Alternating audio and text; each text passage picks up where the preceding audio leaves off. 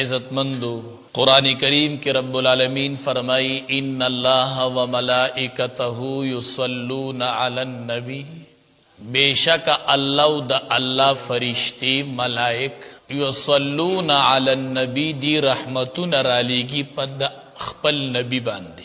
नो या अय्युहल्लज़ीना आमनू सल्लु अलैहि व सल्लिमू तस्लीमा, ए द ईमान खावंदानु तासु हम दरूदुन उली गए प नबी करीम सल्लल्लाहु अलैहि वसल्लम छे अल्लाह पखपला द अल्लाह मलाइक पे रहमतुन रालीगिन तासु पे हम दरूदुन उवाए।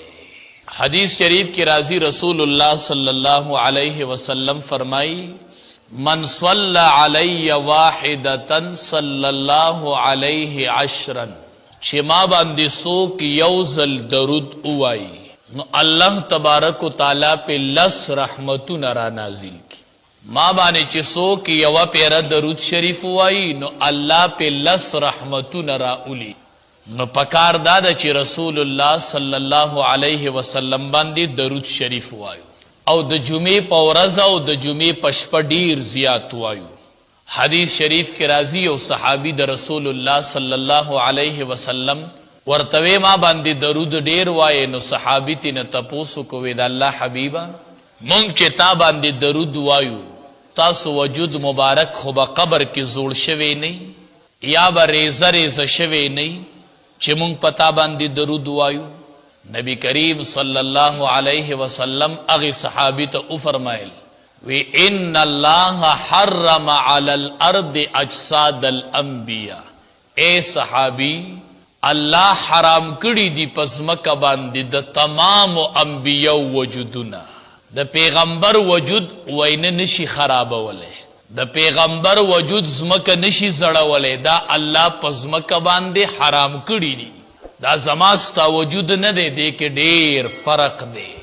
द अंबियाओ ची सुमरा जिंदगी तेरा शविदा अल्लाह पा पैगंबर बांदी दिसी बीमारीम नदर आवस्ते चागा पा आम खल्कु के ऐब गणलश पागे बंदा ऐब जन की दिसी बीमारीम अल्लाह पा पैगंबरानो नदर आवस्ते।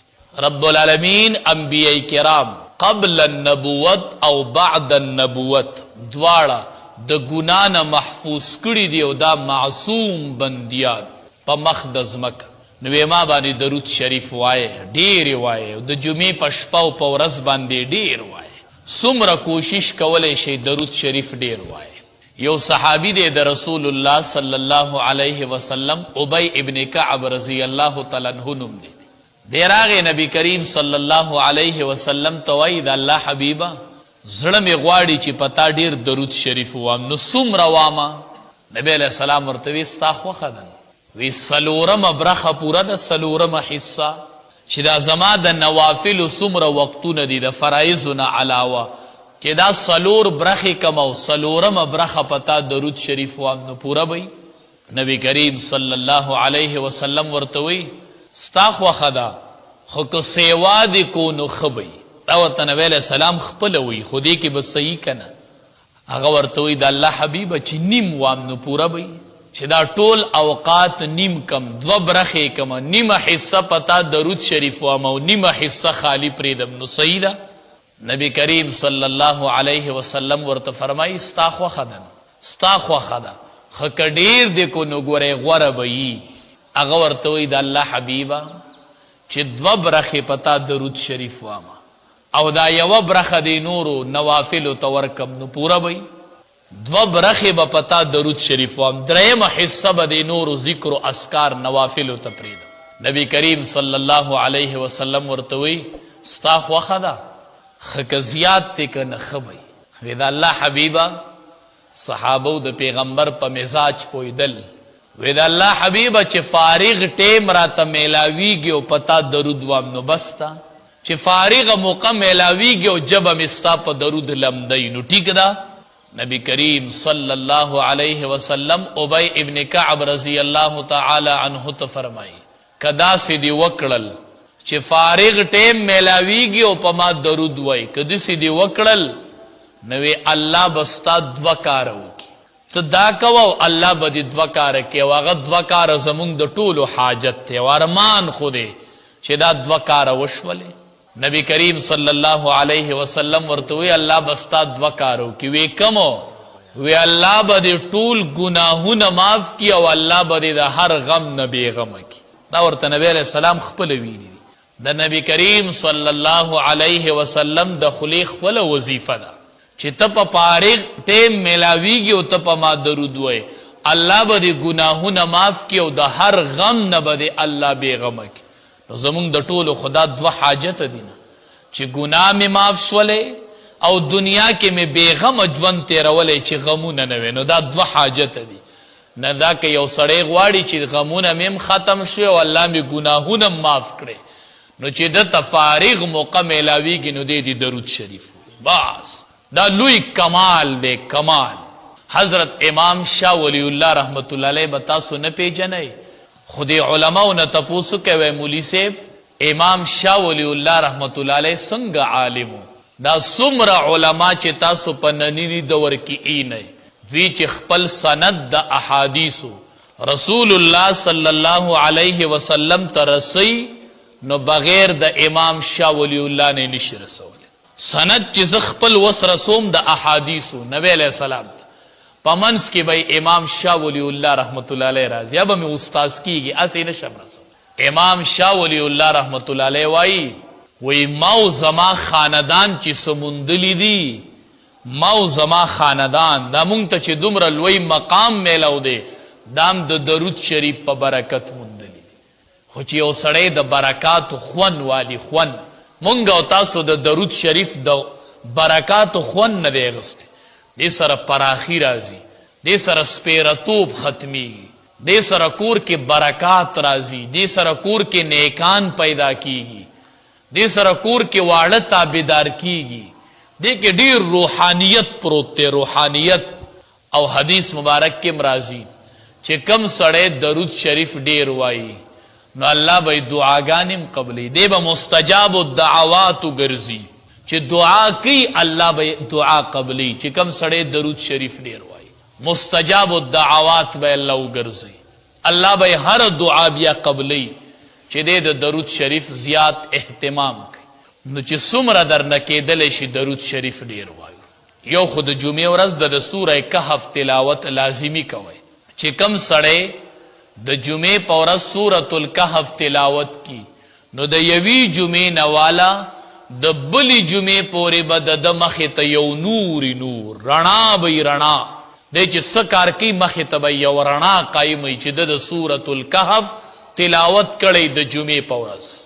حدیث مبارک کې راځي چې څوک سوره کهف اخیری آیاتونه وایي دا لس نو چې سړی سوره کهف وایي نو اخیری پکې مراله کنه وی دی به د فتنو نه محفوظ وي آن در دی که د دجال فتنه راوځي نو دی به د هغې نه محفوظ وي. د دې نه بله غټه فتنه نشته د کرونا نه هغه ډېره غټه ده. نو کرونا د دجال له فتنې په مخ کې هېڅ فتنه نه ده. ګورې د دې نه بله غټه فتنه شته تا ته به وایي مور او پلار د له ژوندي کوم ما ته رب ووایه په هغه ټیم به ستا د مور او پلار په شکل کې کسان تا ته ودري نو سړی به هغه ته خدای ووایي کافر کیږي به داسې د ایمان به د خلقو نه علي په لاره به روان خلق به په ایمان راوړي خلق به ورته خدای ووایي. دا څومره غټه فتنه ده.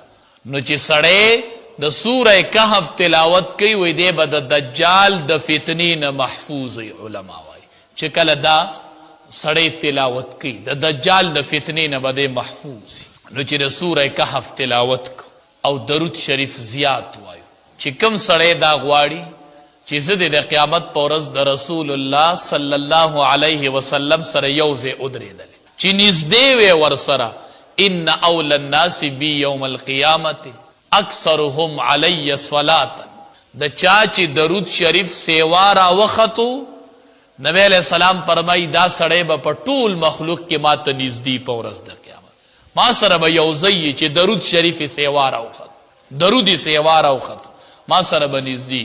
نبی کریم صلی الله علیه وسلم فرمایي چانه چې درود شریف یې څوک چې درود نه وایي خطئ طریق الجنه د جنت لار یې راکړې ده دنه د جنت لار خطا شوې ده چې کم سړی په ما درود نه وایي د جنت لار خطا کړې ده لار د جنت لار د دنه خطا ده چې په ما درود شریف نه وایي. یو صحابی وای رالم رسول الله صلی الله علیه وسلم ناسو ډیر خوشاله په مخ مې ولا اثرات د خوشحالۍ ولیدل. ما ته تپوسو کو د الله حبیب ډیر خوشاله نن ډیر خوشاله. ما ته وی چې زب ولی نه خوشاله ولی بنم خوشاله وی چې وس جبرئیل امین راغه او ما ته یو خبره وکړه ډیر خوشاله. وس جبرئیل امین راغه ما ته وی چې اے د الله حبیبا چې رب العالمین اوی چې رب العالمین را لګلم چې زما محبوب ته وایا چې څوک پتا باندې یو ځل درود وایي زب په لس رحمتونه را لګم د یو درود په بدله. نو خوشاله بنایما چې الله پاک ویلی دی چې څوک پتا یو ځل درود وایي نو زب په لس ځل رحمت را لګم. څومره لویه خبره په دې سره د رحمتونو دروازې کولاوي. کور کې به د رحمتونه راوریږي او برکتونه به راوریږي چې څوک د درود شریف اهتمام او دا وایي او څوک چې درود شریف ډیر وایي نو الله تبارک وتعالی وایي د حرمین زیارت لمبوزي. دا دلته چې وایي چې وصلی الله علی النبی الامی نو دا درودونه چې وایي بسم الله والصلاة والسلام علی رسول الله نو دلته چې دا درودونه وایي نو یو ورځ به الله ورځ راولي په باب السلام به د الله وردند کی او د روضې خواته به ودرېږي او داسې درود بم ووایي چې السلام علیک یا رسول الله. الله به یو ورځ داسې پتا راولي چې کوم سړی درود شریف داس ډیر وایي. یو ورځ به الله دا ورځ راولي چې په دې مسجد نبوي کې به دی د باب السلام په دروازه وردند کې او د امام الانبیاء د روضې مخې ته به ورشي. ادب کا مقام آیا جہاں محمد مصطفیٰ کا مزار آیا. د ادب مقام راغی چې د محمد مصطفیٰ صلی الله علیه وسلم مزار. نبی کریم صلی الله علیه وسلم صحابه ته فرمایي بخیل سړی پیژنې شوم پیژنې بخیل البخیل من ذکرت عنده فلم يصلي علی. بخیل سړی هغه دی چې زما نوم واغستلی شي او دی په ما درود نه وایي. دا بخیل دی بخیل چې زما نوم ذکر شي او دی په ما درود نه وایي. نو چې کلم د رسول الله صلی الله علیه وسلم نوم ذکر شي یو مجلس کې ناس یې په ډکه خوله وایه صلی الله علیه وسلم صلی الله علیه وسلم. دا په ډکه خوله وایه درود شریف مه یېروه. لار د جنت تر نه خطا ده که درود شریف تیرو. عاشق د ځان نه جوړ کا بچو ته وایه بچو وایه وصلی الله علی النبی الامی. دا څومره لنډ درود دی وصلی الله علی النبی الامی. دا د ورځې زر پیرې دومره په اسانه کیږي ډیر کم وقت پې لګي. بچو ته وایه بچو دا د ورځې زر پیرې کوئ ته په خپله زر پیرې وایه چا پسې ګرځم بیا دعاګانې کوه الله به دعاګانې قبلي. ته به کور کې برکات ویني. که زنانو ته وایه ته دا وایه او سالن پخوتو چې کومه زنانه زر پیرې دا درود شریف وایي او هغې ته بیا وایه ته پخلی کوتو چې ته د پخلي په خوند پوه شي چې ته د رزق په خوند پوه شي چې ته په کور کې برکت ووینې برکت چې هغه سالن ته ناست دی او سالن پخې وي وصلی الله علی النبی الامی. هغه چې سالن پخې نو اکثر سر سرتور شي. سالن پخې او سر سرتوري په دې کې به خوند د کم ځای نه راشي په دې کې به برکت د کم ځای نه راشي په دې روټۍ کې په دې رزق کې. دا چې په درود شریف پخه شوله مطمئن اوسه چې دا روټۍ به ځان ته نیکان راکاږي نیکان دا به نیکان راوبلي ځان ته. دا ډوډۍ به د الله په نیکانو خورئ. کور کې به د عالمان او حافظان پیدا شي. درود شریف ډیر زیات موقع میلاویږي وصلی الله علی النبی الامی. څومره لنډ درود دی او دس ورله شرط نه دی. په جماعت کې ناسته ورله شرط نه ده که په ولاړی وی که په ناستی وی که په ملاستی وی که په روانی وی خو درود شریف وایه. او دا عقیده ساته چې قیامت کې ټول خلق ودرېږي نو که زما درود سیوا وختو نو د امام الانبیاء سره به خواته ولاړ حدیث مبارک کې راځي وي کومه دعا چې د دوو درودونو په منځ کې شي هغه دعا الله نه رد. مخکې درود شریف ووایي او وروستو او بیا دعا وغواړه، دا دعا چرې الله نه رد کړي، چرې. نو موږ وایو الله ما وبخي، الله په ما رحم وکړي، زر پاسو. ته دا لازم کته مخکې درود وایه او وروستو په منځ کې دعا وایه. حدیث مبارک کې راځي چې بنده دعا وغواړي درود شریف ورسره نه، دا دعا موقوف وي، ولاړئ چې درود پسې ووایي نو دا دعا قبول شي. درود شریف کې الله قبولیت یې د دعاګانو. حدیث شریف ته رسول الله صلی الله علیه وسلم ناسو یو کس منځ کو چې منځ یې وکړو وی یا الله ما وبخي یا الله په ما رحم وکړي، جو پاسید مونږ هم داسې چل کوو که نه، منځ کو زرو یا الله ما وبخي الله په ما رحم وکړي، جو زر پاسو. نبی کریم صلی الله علیه وسلم وی عجلت ایها المصلی، اے منځ کوونکي ډېره تهدید وکړه، ډېره تهدید وکړه، الله ما وبخي الله په ما رحم وکړي، ولاړې ډېره تهدید وکړله. نو بل کس منځ وکړو اول د الله حمد بیان کو، الحمدلله، یقل هو الله احد، یقول اللهم مالک الملک. چې دعا غواړي نو اول د الله صفتونه ووایه. ای تاسو لیدي نه دنیا کې چې مونږ د چا نه څه شی غواړو نو څه ورته وایو چې اول لاړ شو، دا خو ډېره درنه کورنۍ ده، تاسو خو ډېر عزتمن خلک یې، تاسو خو ډېر پاک خلک یې، تاسو خو ډېر ښکلی خلک یې.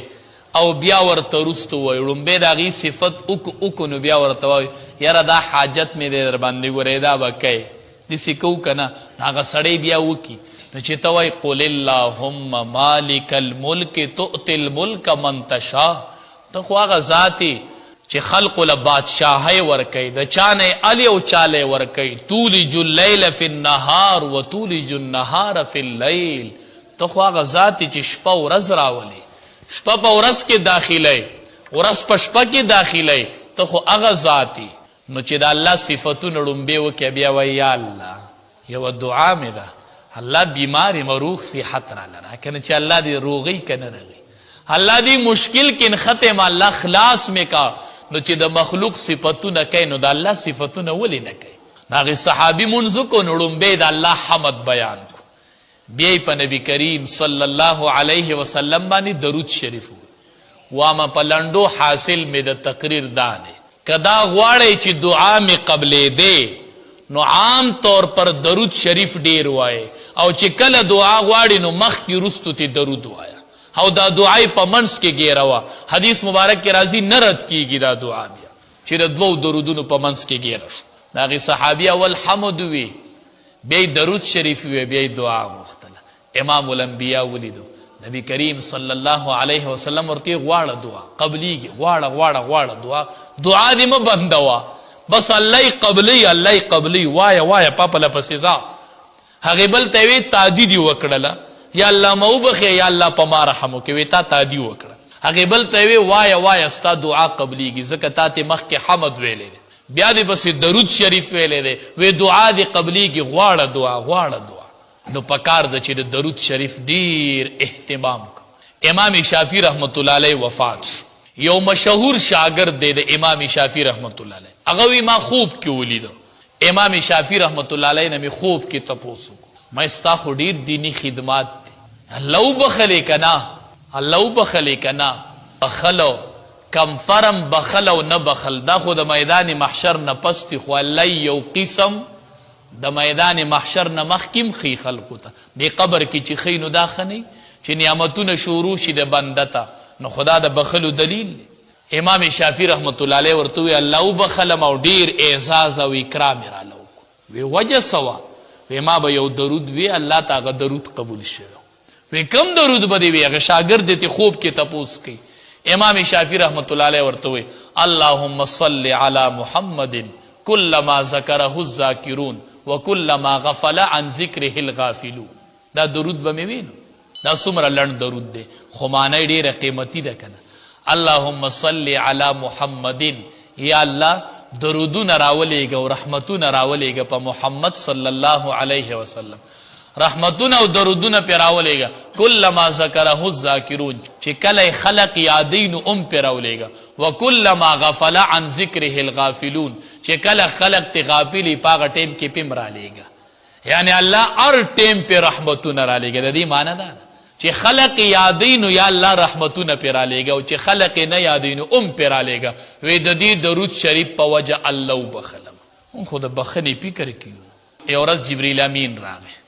رسول الله صلی الله علیه وسلم ته وایي جبریل امین وی د الله حبیبه نن مې ډېره ناشنا واقعه ولیدله، مې چې تاسو ته ووایم څه دې عجیبه ولیدله؟